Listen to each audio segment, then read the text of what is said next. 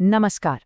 आज हम श्री हित प्रेमानंद गोविंद शरण जी महाराज की उन गहरी शिक्षाओं को समझने जा रहे हैं जो हमें जीवन का असली सार बताती हैं। ये जीवन की शायद सबसे बड़ी पहेली है ना? एक ऐसा सवाल जो हम सबको कभी न तभी परेशान करता है। जब सब पता है कि यहाँ कुछ भी हमेशा के लिए नहीं है, तो फिर ये मन दुनिया के मोह और लगाव में इतना क्यों फंसा रहता है? चलिए इसी सवाल का जवाब ढूंढते हैं। देखिए, महाराज जी के अनुसार इस उलझाव का सिर्फ एक कारण है, माया का प्रभाव।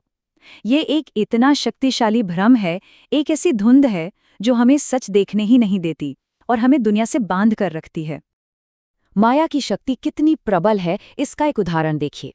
एक व्यापारी था जिसे उसके ही परिवार वालों ने सब कुछ लूटकर घर से निकाल दिया, लेकिन कमाल की बात यह है कि तब भी उसका मन उन्हीं लोगों के मोह में फंसा रहा। बस यही है माया का खेल, सब जानते हुए भी सच से दूर रखना। तो सवाल ये है कि इस माया के जाल से निकला कैसे जाए? इसका पहला और सबसे जरूरी कदम है विश्वास, एक अटूट मजबूत विश्वास। आखिर विश्वास किस पर करें?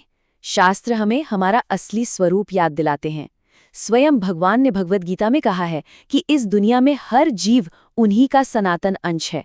ये कोई कही सुनी बात नहीं, ये एक अकाट्य सत्य है। तो देखिए, फर्क बिल्कुल साफ है।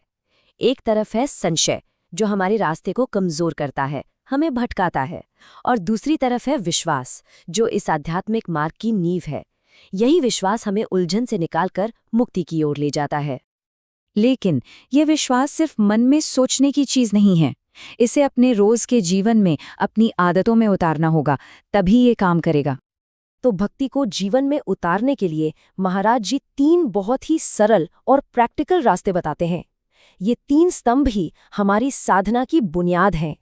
सबसे पहला स्तंभ है पवित्र आचरण, यानी अपने चरित्र को एकदम साफ रखना, खासकर दूसरों के प्रति मन में गलत विचार न आने देना।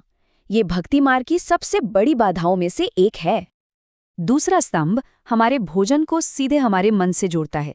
आपने सुना ही होगा, जैसा अन्न वैसा मन। हम जो खाते हैं उसका असर सीधा हमारे विचारों पर पड़ता है। इसीलिए प्याज, लहसुन जैसे तामसिक भोजन से दूर रहने की सलाह दी जाती है, ताकि मन शुद्ध रहे। अब आप सोचेंगे कि इन सब के लिए समय कहाँ है? तो चलिए एक छोटा सा हिसाब लगाते हैं। मान लीजिए 12 घंटे काम किया, 6 घंटे सोए और 3 घंटे खाने पीने और दूसरे कामों में लगा दिए। तब भी हमारे पास हर रोज कम से कम 3 घंटे तो बचते ही हैं। और तीसरा स्तंभ इसी बचे हुए समय का सही इस्तेमाल है। ये जो खाली समय है, इसे फालतू की बातों या चिंताओं में गंवाने के बजाय भगवान के नाम का जप करने में लगाना चाहिए। बस यही है पवित्र चिंतन। अब इस रास्ते पर ठीक से चलने के लिए हमें कर्म का सिद्धांत समझना बहुत जरूरी है। आखिर ये काम कैसे करता है? ये जो मनुष्य जीवन हमें मिला है ना, ये बहुत खास है। क्यों? क्योंकि ये एक कर्म भूमि है। यही वो एकमात्र जीवन है जहां हमें अपने कर्म चुनने की पूरी आज़ादी मिली है। इसको ऐसे समझिए, भगवान ने हमें एक किसान की तरह खेत दे दिया है, यह हमारा जीवन, और साथ में बीज भी दे दिए हैं, यानी कर्म चुनने की आज़ादी। अब ये पूरी तरह हम पर है कि हम पाप के बीज बोते हैं, पुण्य के, या फिर भगवान की भक्ति के, और जैसी फसल बोएंगे वैसा ही फल काटना पड़ेगा। तो फिर सवाल उठता है कि जो पिछले कर्मों का बंधन है, उनका क्या होगा? उन्हें काटने का सबसे शक्तिशाली तरीका क्या है? अक्सर मन में ये डर बैठ जाता है कि हमारे तो न जाने कितने जन्मों के पाप इकट्ठे हो गए हैं, एक पहाड़ जैसा बन गया है, इससे पार पाना तो नामुमकिन लगता है। लेकिन क्या ये सच में नामुमकिन है? देखिए, समाधान हमेशा समस्या से कहीं ज्यादा शक्तिशाली होता है। अगर रुई का एक बहुत बड़ा पहाड़ भी हो, तो उसे जलाने के लिए आग के पहाड़ की जरूरत नहीं होती, सिर्फ एक माचिस की तीली ही काफी होती है।